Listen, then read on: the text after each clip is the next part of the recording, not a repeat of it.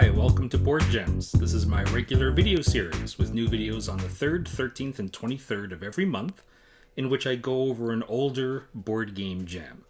And I like to try to do requests when I can. I got a big list of requests on Board Game Geek, and one game that was requested was a game called Neue Heimat. Now, I don't have Neue Heimat, but just a few years ago, it was re-released by Capstone games as The Estates. Now, Neue Heimat first came out late 2000s by a company called Chile. And Chile is kind of an interesting company. It was created by Klaus Zoch. If that name's familiar with you, you might be familiar with the game company Zoch. It's a company he started, but he also started Chile. I guess it's kind of a side project. The idea being that Chile would publish some game ideas that maybe didn't have like a huge market for them and had amazing components, often wood. And Chile had a number of other games in that line. There was also one called the Aufsteiger, which was re-released as the Climbers. And there's one called Cobra. These ones all have like really cool, neat wooden components and are often clever or sometimes even experimental. Maybe that's the wrong word. But anyway, this game, Neue Heimat, is a game for people who are serious about games. And it's a super simple game to learn. It is not a super simple game to play well. I'll tell you that. Now, it's for 2 to 5 players, ages 10 and up. At least this edition says 10 and up, which I agree with. And this version says 40 minutes. I've definitely played games that are that short. Because the game features a once-around auction, and every round there's basically a once-around auction every single turn. Once-around auctions will, of course, any auction will take longer when you have more players. So a 5-player game, yeah, will definitely push on that 40-minute limit. What is special about this game? Sometimes on this channel, I like to rail against those games that are like multiplayer solitaire and everybody's focused on their own little puzzle, maybe their hand of cards or their little tableau they have on the table in front of them. And I prefer games that are deeply interactive in sort of a shared space. And this is almost the best example of that I can think of. It's super, super interactive in terms of the auctions, but also in terms of the competition. The competition is so fierce in this game. I want to be clear, and sometimes, I get a lot of people, commenting and sending me messages saying, hey, I love your YouTube channel, and I went out and bought this game because you talked about it. And I'm like, I hope you like it, and if you don't, please don't blame me. A lot of the games I cover are forgotten, or they're not really talked about much anymore, but a lot of times they're also really divisive. And they're definitely not for everyone. Not every game I cover is going to be a game that suits everyone. So I'm talking about the game because I think it's special. That doesn't mean you should go out and buy it, okay? And in terms of divisive games, holy cow. People are either going to love it or hate it. Why don't I show you how it plays? You can get a sense of how it plays, and then maybe you can get a sense of why you might love it or hate it. But then afterwards, I'll talk about why it's a gem. To set up the game, place the board on the table between the players. Set up near the board the 6 ownership colors. The player who has this card owns purple. The 3 building permits, the cancel marker, and the mayor token. From one drawstring bag, you have these floor cubes, and you're going to pull out 3 at a time and place them in columns until you have 3 by 8, arranged like so. Any other floor cubes, there should be 6 of every color, so not everything will appear. Whatever you don't see will be left out of the game. And the other thing are the rooftop markers. Now, these are normally kept in a bag, but what I find is that people tend to forget about them, so you may want to take them all out and put them face down, just to make obvious what things are available to auction. So put them face down and just mix them up. This is the money in the game. These checks for $1 million each give each player 12. The goal of the game is to score the most points. You get points by owning completed buildings in completed rows. A completed building is a building with a roof on it, and is always owned by the player who owns the color of the highest floor cube of that building. Cubes are always built high to low. So, for example, this could be a single building. You see the 4 is on the bottom and a lower cube is on top. So each building can have at most 6 cubes. Ties, no, has to be lower. And of course that's still available. Right now, whoever has the gray company owns this building. But if somebody is later on able to put a 1 on top of that, then the player owning that color would then own that building. But at some point, you may want to put a roof on it. Once a building has a roof, it's finished. It's completed. And the player who owns the color of the topmost floor will get the sum in points, which in this case is 7. So whoever owns gray would get 7 points, but only if the row that building is in is considered complete. That is to say, every building site has a building in it that has a roof. The game will end when 2 of the 3 rows are completed. Every building in those 2 completed rows will score their owners positive points. Anybody who owns buildings in the unfinished row will actually lose points. So pick a start player, play as clockwise. On a player's turn, they must put something wooden up for auction. The things available are roofs, floor cubes, building permits, the cancel marker, and the mayor. These are the items that are available for auction. In the case of the rooftops, you don't know the value of the roof before you put it up for auction, you just draw a blind one. In the case of the floor cubes, you're only allowed to auction off the floor cubes on the end of the row. So at the start of the game, only these 3 and these 3 floor cubes. Those 6 are the only floor cubes that can be auctioned off. But if somebody were to auction off this one, then later on this one would become available. Note you actually can't auction roofs or floors unless there's room on the board to put them.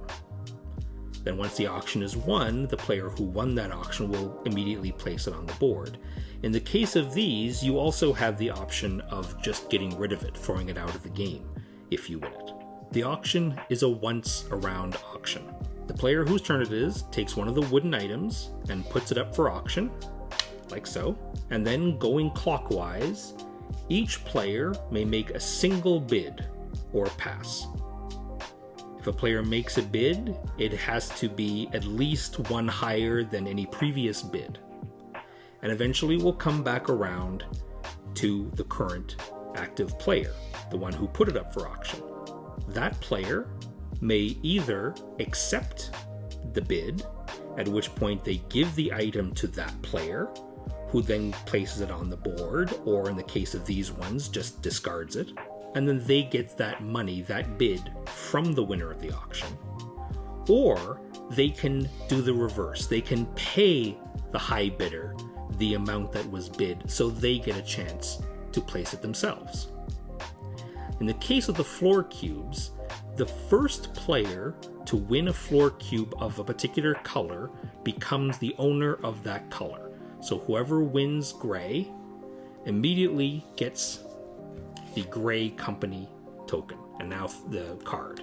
And now for the rest of the game, grays work for this player. That player just puts that in front of them. And then they choose where to put the floor cube. Now, there's 3 rows, and each row has 4 spaces up to the river. But you always have to build from the road toward the river, like so. So the first cube that gets auctioned and won will be placed either here, or here, or here. Then later on, if another floor cube is auctioned, it can go here, or here, or here, or if it's lower than 6 in value, it can go on top of this one. These 3 spaces are special, and these 2, in that only 1 floor cube can be in that space. There are no high rises in those spaces, there are only low rises. You can have at most 1 floor cube in that space, and a roof. What else can be auctioned? You can auction a rooftop. You can only auction a rooftop if there's at least 1 building that could use a roof, which in this case there is. So you flip over a random one, it's a 3, and put it up for auction. Every auction works exactly the same way. Once a round, and then the auctioneer has the choice of either accepting the high bid, getting the money, giving the piece to the winner, who then places it on the board, or they pay the high bidder that amount and they place it on the board themselves. If somebody puts this up for auction and then wins it, the only place it could go, because you can't have just a bare roof tile, this is the only place it can go, is out here. And right now this is locked in and is worth, for gray, 9 points. But it could also be worth -9 points if this is one of the 3 rows that is incomplete at the end of the game. A row is complete when all the building sites are filled, which at the start of the game, every row has 4 building sites up to the river. But it is possible to shorten or extend that with the building permits. Another thing you can auction is a building permit. There's a 1, a 2, and a 3. When you put a building permit up for auction, the winner chooses a row and chooses whether to shorten that row or extend that row by that number. So if I won this auction and I'm not gray, I may want to kind of help ensure that this row is the one that will lose points. So I may extend this, make it harder to complete the row. This row has 4 spaces. I could extend it by 2. So now there's 2 extra spaces. Or I could even shorten it. So there's only 2 spaces now instead of the 4. Or I could simply discard it, take it out of the game. Let's say I want to extend it, so it goes like this. So now this row is 6 spaces. A later player who wins the building permit can apply it to the same row or a different row, again choosing whether to shorten or extend it. So this player could actually add this one to this and extend it an additional 3, like so. Or to shorten it by 3, like so. You can also auction off the cancel marker, which removes 1 building permit that's already been played. So if I won this cancel marker, I could either take it out of the game or apply it to one of these 2. Let's say I applied it to the 2. This had shortened the length by 3, and this one had extended it by 2, so now it's short another 2, and now this is the entire row right here. You can do stuff like that. The last thing available for auction is the mayor. The player who wins the auction can either discard it out of the game or place it on one of these 3 spaces, which doubles the value. If you place it here, then at the end of the game, all players who own buildings in this row will double their scores for their buildings, for good and bad. If this is the incomplete row at the end, then each player is scoring double the negative points. These are all one-time use. Once they're on the board, they will stay there for the rest of the game, with the exception, of course, of the cancel marker, canceling a building permit. But they're one-time use. You can't auction them again and again. The last thing I didn't mention is at the start of your turn, this is so easy for players to forget. At the start of your turn, before you auction something off, you may take one of your bills that you use for auctioning and place it face down in front of you or tuck it under the board, something like that. This is you stealing the money, squirreling it away. At the end of the game, each one of these is worth 1 point positive for you. But any money that you tuck away is not available for the rest of the game. You can't win any auctions with that money. So play continues like this until usually is the case where 2 rows are completed up to the river or up to wherever these building permit markers are, and there's 1 row which is incomplete. Complete meaning that every space in that row has a building which has a roof. The game can also end if it becomes impossible to reach that state. So, for example, there are no more roofs available. So no more buildings can be completed. In the complete rows, the owners of those buildings will score positive points, and the owners of the buildings in the remaining row will score negative points. And then add to that any money that you've tucked away. And the player with the most points wins. That's it. You're ready to play the estates. If you're looking for a game that is relatively short, relatively simple rules, very, very interactive, and that ratio of like how important each decision is, maybe in every game you don't have a huge number of decisions, but every decision matters so much. I can think of very few examples better than this one. I'm thinking also of games like King of Siam, The King is Dead, that one. Again, short game, simple rules, very few decisions, but every decision is critical. At the beginning of the game, those auctions matter a lot too, because the very first auctions are often for the floor cubes. And then that kind of identifies everybody's player colors, like which colors are working for which players. So those auctions are critical. But sometimes for some of those early auctions, it's also hard to kind of see like long term, like the ripple effects. You know, if I get this thing versus this other player, how is that going to change the game state? How will that matter close to the end of the game? The game is short. That doesn't matter a huge amount. But it definitely benefits from having multiple players playing together multiple times and kind of learning the game together. I would strongly discourage introducing this game to non-gamers or having a mix of casual and experienced players. It's great for a group of experienced players, and they can really sink their teeth into this game.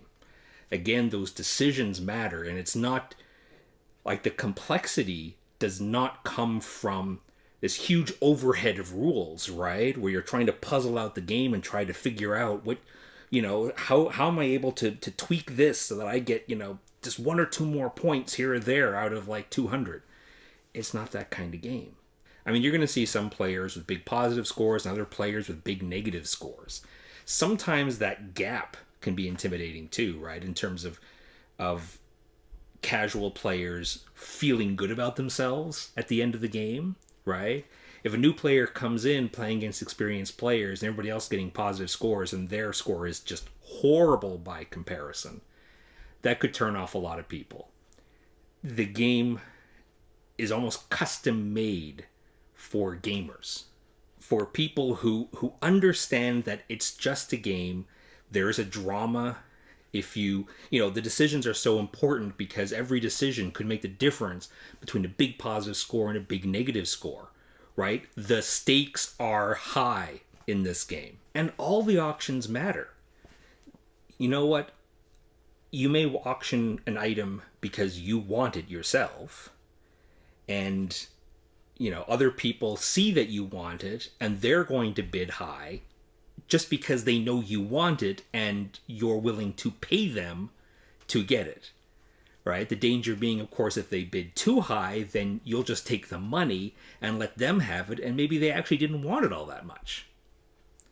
I will say that there isn't a lot of hidden information in the game. The only hidden information are the roof tiles, which are hidden face down or in a bag, and so you draw one, you don't know what the value is going to be. But everything else is kind of out in the open. So you can puzzle things out. You can puzzle out the game state quite a bit. I would imagine some people could suffer from analysis paralysis. I haven't really had that problem in this game. But then again, I lose. So I'm sure that if I, focused really hard and spent 10 minutes on my turn, I could do better. But I'm not that kind of gamer. I'd rather just lose fast than win slowly. So those roofs that I mentioned, right? Those roofs are often very valuable. It's tempting to very often auction a roof, because if you can auction a roof, somebody is going to want it, right? At the very least, whoever has the top floor of maybe the one building that's on the board, it's going to be like, hey, I want to lock that in. I want to win that roof. So the roofs can be quite valuable. And in the original version of the game, there were blank roof tiles. So you'd have them in a bag, or they'd all be face down. And then you say, I'm going to auction a roof tile. And then you take one and find out what the value is. It's the same in this game. But in the original, some of the roofs were blank. And if you drew one of those, you missed your turn. That would drive gamers bonkers, right? How many games have a lose your turn mechanism these days? Very, very few. And in fact, this version removes that. So all the roofs have values ranging from 1 to 6, I think. But I can understand why that rule is there, because it's very tempting if you want money, for example, to auction a roof. You can't auction a roof if there's no place to put it. And if there's a place to put it, somebody wants it. So if you need money, auction a roof. Somebody's probably going to pay for it. You'll get some money out of it.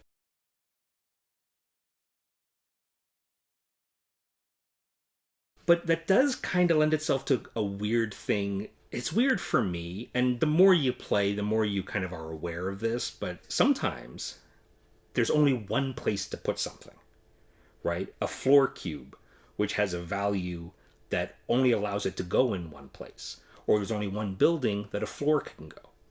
Well, those auctions sometimes feel kind of useless. So some things in the game, you can win in an auction and just get rid of it, right? So yeah, you're not benefiting directly, but at least you're keeping somebody else from getting it.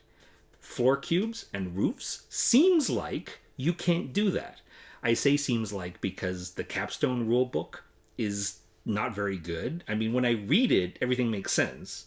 And then I'm like, well, what about this? And I try to look it up in the rules, and I don't know, something about the rules, it's a little bit more conversational and a little bit less like precise than I would like. Just personal opinion.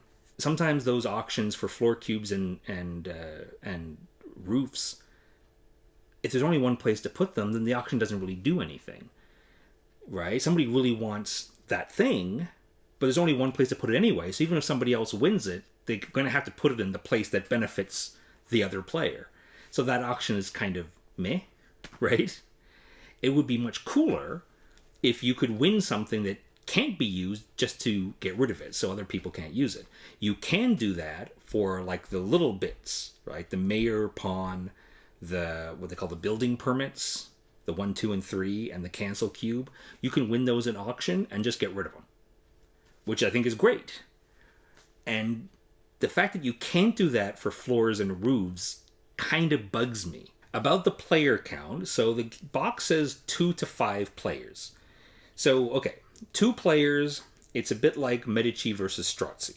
And it's a very, like, zero-sum kind of feeling. Great if you like that sort of thing. I do love Medici versus Strozzi, which has a very similar vibe to that. I mean, totally works if you're into that sort of thing. Now, between 3, 4, and 5 players, it is a Goldilocks game, which is a term I use to describe a game in which the game doesn't really scale for the different player counts. With the lower player counts, it's kind of more wide open, and at the higher player counts, it's more cutthroat. Honestly, this game is cutthroat at all player counts. Because there's an auction, and so once around auction, the 3-player once around auction isn't really that great, but at least you have more turns compared to the 5-player game. In the 5-player game, I mean, there's 6 colors, it's very possible that some players may not even get a color. And the game still works, and that player can still win, even if they don't own a single color. And again, that kind of just shows the robustness of the design. But it's not as fun for those players. And in the end, the scores can sometimes, if like there's multiple players that don't own a color, their scores will in the end be pretty much the same almost, right? I guess with the exception of the embezzlement, or the, where you're hiding money. For me, 4 players is the way to go. 3 players absolutely works. It's just the auction's a little less interesting with 3 players. But at least the game goes quicker. And 5, I would personally pass on 5. But again, it's probably going to be the most brutal. Each player is going to get fewer turns being the auctioneer. But you're potentially winning something on every turn, right? So it works at all player counts. I think 4 is best. The game doesn't really facilitate a pleasant experience, right? You have to go into the game and know what you're getting into, right? This is a knife fight. You are going to be fighting tooth and nail with the other players. Ugh. So that's really, really not going to be for everyone. Sometimes when you have a game that has simple rules, you think, well, that's fine. I'll introduce it to my family, right? It's easy to learn, but it's a game, right? It's a game you can sink your teeth into. So, that's going to be great. Maybe this will help me introduce my family to more kind of gamery games. This is like the type of game that if you introduce this to casual gamers or non-gamers, you could actually turn them off from gaming. Honestly. Maybe they'll love it. That's what I mean when I say it's a divisive game. Maybe they'll fall in love with it.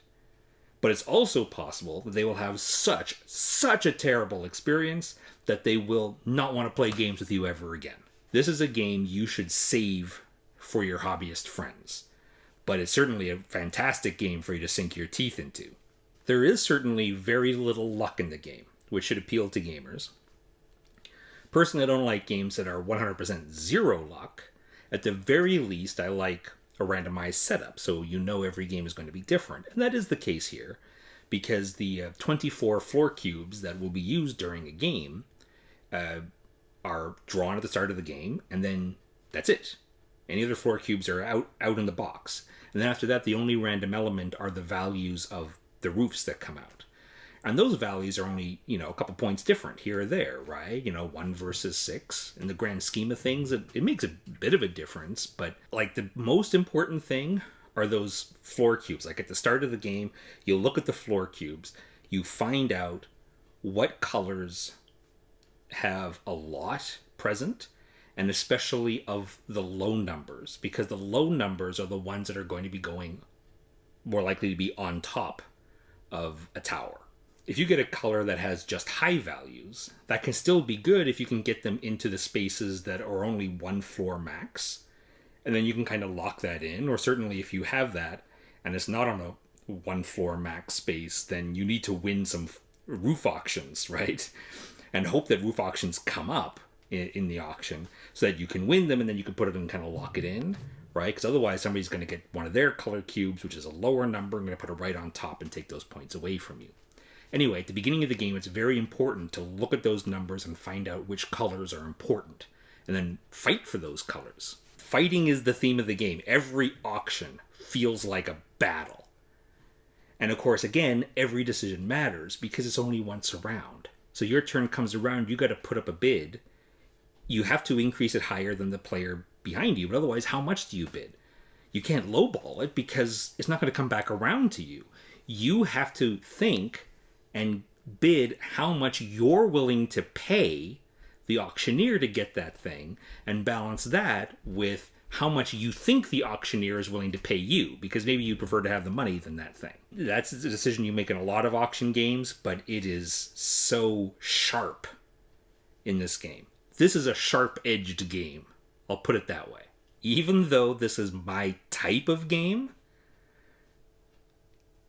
no, guys, I'm not keeping this game for myself. No, this is...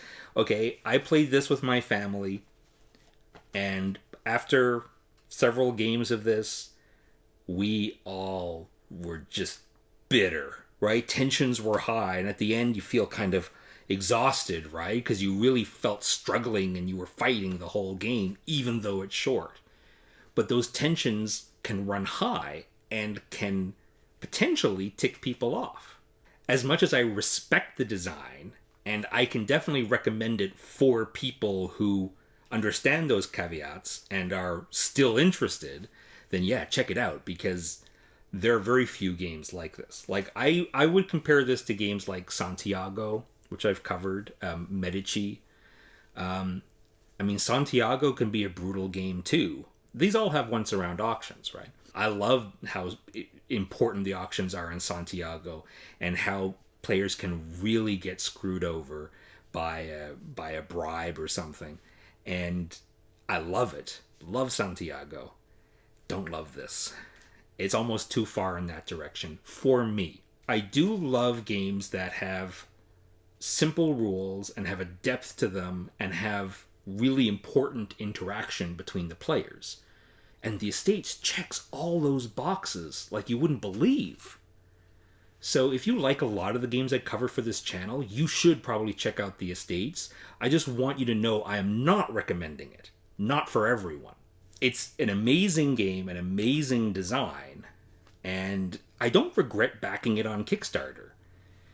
Because again, it's my type of game. So I was really, really excited to get it, and I got it, and I played it, and it's one of those games where, like, early on, it's like, do I love this game? Because that was not a painful experience, but was it fun? I don't know. I've enjoyed it. I've enjoyed my games. But at the end, you just need a palate cleanser.